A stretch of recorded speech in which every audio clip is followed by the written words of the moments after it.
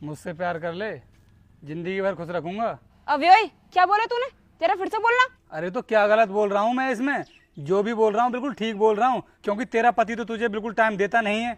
अगर तू मुझसे प्यार कर लेगी ना तो किसी भी चीज की कमी नहीं होगी। जुबान सवाल कर बात कर। शायद तुझे भी पता नहीं है कि जिस फैक्ट्री में तू काम कर रहा है वो फैक्ट्री मेरे पति की है। मैं यहाँ की मालकिन हूँ। अरे मालकिन है तो क्या हुआ?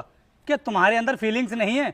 मैं तो देखता हूँ कि तुम्हारा पति तुम्हें बिल्कुल भी टाइम नहीं देता है। हर समय बिजनेस के सिलसिले में इधर से उधर भागा रहता है। तो मैंने सोचा कि अगर मैं तुमसे ये सब कहूंगा तो तुम भी तैयार हो जाओगी। देखो ज्यादा सोचो मत। अगर मेरा पति मुझे टाइम नहीं देता तो इसका मतलब ये नहीं है कि मैं किसी और के साथ ये सब करूंगी।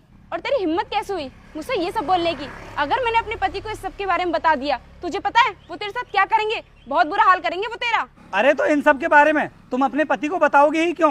क्योंकि ये सब ना हम दोनों के बीच में ही रहेगा, किसी तीसरे को पता नहीं चलने दूंगा मैं।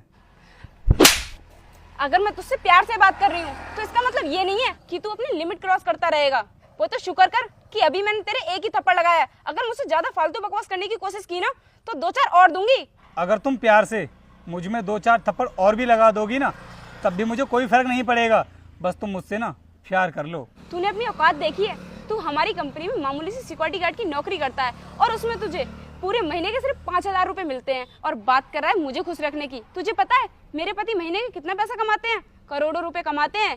अगर उनसे भी ज्यादा पैसे वाला इंसान मुझसे ये बोलता ना तब भी मैं ये सब करने के लिए तैयार नहीं होती, क्योंकि मैं अपने पति से बहुत प्यार करती हूँ। अगर तेरी जगह पर किसी और इंसान ने मुझसे ऐसा बोला होता तो कब का कंपनी से निकाल कर बाहर खड़ा कर देती।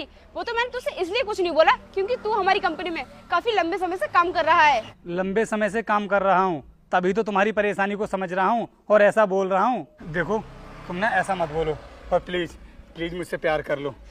छोड़ मेरा हाथ। मुझे लगता है तू ऐसे नहीं मानेगा। तेरे मालिक को यहाँ पर बुलाना ही पड़ेगा। रुक जा तू। नहीं मैडम, मैडम आप ऐसा मत करो। मैडम आप मालिक को यहाँ पर मत बुलाओ। मैडम अगर मालिक यहाँ पर आ गए ना तो वो मुझे नौकरी से निकाल देंगे। प्लीज ऐसा मत करो। मुंह बंद रख ले तू अपना। हेलो वीर, तुम जल्दी से कंपनी के गेट पर आ जाओ। सिक्योरिटी गार्ड ने मेरे साथ बहुत बदतमीजी की है।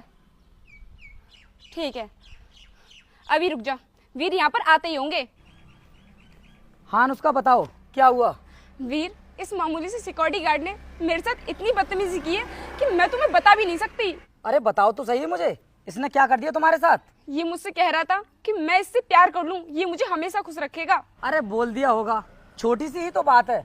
चलो तुम मेरे साथ अंदर के लिए। इसने मुझसे इतना कुछ बोल दिया और तुम कह रहे हो छोटी सी बात है। तुम्हें इसे माफ करना है कर दो, लेकिन मैं माफ नहीं करूंगी। मैं यहाँ पर अभी पुलिस को बुलाती हूँ, फिर इसकी अकल ठिकाने आएगी। इसकी